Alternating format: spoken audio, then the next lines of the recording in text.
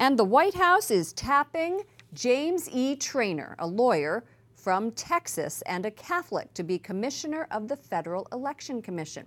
The announcement comes after Senator Dianne Feinstein questioned the faith of another Catholic, Amy Barrett, a judicial nominee. Members of the Senate Judiciary Committee, one member, who is a Mormon, expressed his concern to me. Joining us now is Republican Senator Mike Lee of Utah. Welcome back to the program. Thank you. What went through your mind when you heard Amy Barrett's faith being grilled by the Democratic senators? Look, as a religious minority myself, my ears tend to peak up a little bit when somebody starts inquiring into a nominee's religious views. There's a reason why Article 6 of the Constitution expressly prohibits religious tests.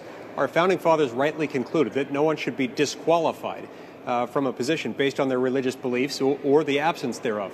This is a non-issue. It shouldn't come up, and I don't see any good reason to bring it up in a judicial hearing. Do you feel as a member of Congress that religion is being used more and more as a litmus test?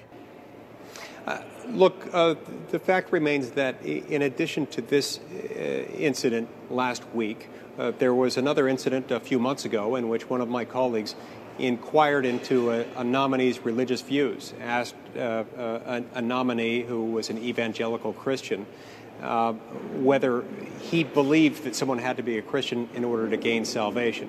The nominee responded by pointing out that he holds the views espoused by evangelical Christians. And this colleague later refused to support that nominee.